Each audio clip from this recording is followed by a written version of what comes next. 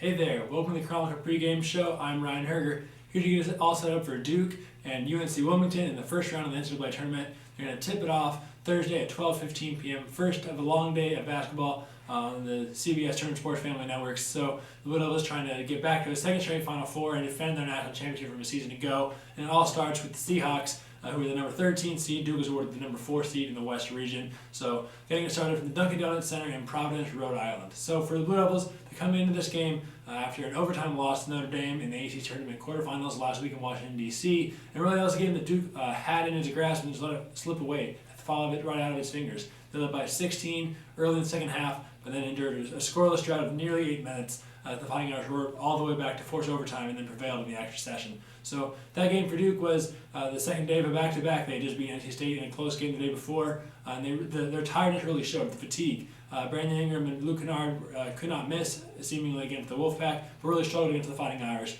Luke Kennard was just 2 for 14 in that game. Ingram was about 5 for 16. Their legs weren't with them, and they really need that going forward in this tournament because it's do or die in this tournament. There's 2 games in 3 days, which has not been kind of the Blue Devils all year long. So the winner of this game will get either Baylor or Yale in the round of 32, but the Blue Devils are not looking ahead to Saturday at all. They're going to have to take care of the Seahawks first.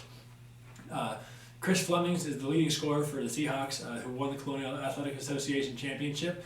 He's a redshirt junior, and he transferred in from D2 school, Barton, which is really come in and done a nice job for the Seahawks. The leading scorer about 16 points per game. He's joined in double figures by Denzel Ingram and Craig Ponder. Those three are kind of the engine that make UNC Wilmington go. So the Blue Devils really have to identify those guys in transition, make sure they don't get anything easy baskets to get going early, because otherwise it could be another first-round exit for the Blue Devils. On the flip side, though, UNC Wilmington is one of the most foul-prone teams in the country. They commit about 23.8 fouls per game, which could play right into Duke's hands. Duke has taken about more than 700 free throws this season, and they've made more free throws than their opponents have attempted. So really they're predicated on getting to the line and having success when they get to the line. They shoot better than 70% as a team from the charity stripe. Grayson Allen, as everybody knows, he's an aggressive driver. He's going to play through contact, and he looks for contact, to initiate contact so he can get to the line. Brandon Ingram, when he's playing aggressively as well, going straight to the basket, he'll end up at the line quite a bit as well. So for the Blue Devils, that's really the key for this game. They obviously don't want to get their three-point shooting going, but really if they continue to drive the ball, initiate contact, they may be rewarded with some trips to the free throw line, and that can really make the difference in this game.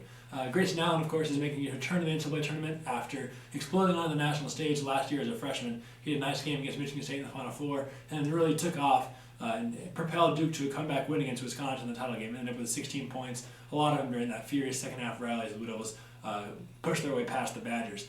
So now he's back in the big dance, trying to make another big name for himself and continue his kind of postseason legacy, if you will. For Brandon Ingram, it's kind of his first time in the NCAA tournament, of course, but it could be his last time as well. He's projected to be one of the top couple of picks in the NBA draft, and if he has a great tournament, he could play his way into that top spot come June. So for Ingram and Luke Kennard and Derek Thornton and Chase Jeter, it's everybody's first time in the NCAA tournament. We're going to see how they handle the pressure, because it's obviously a different step up from the regular season and even from the ACC tournament. It's the big dance, everybody's watching, and it's lose, win or go home. So for the Blue Devils and the Seahawks, they're going to tip it off 12:15, Providence, Rhode Island, first round action around 64. You can follow all of our pregame, in-game, and post-game coverage at DukeChronicle.com or at our Blue Zone blog on Twitter at Duke Basketball. I'm Ryan Hoerger, and we'll see you guys later.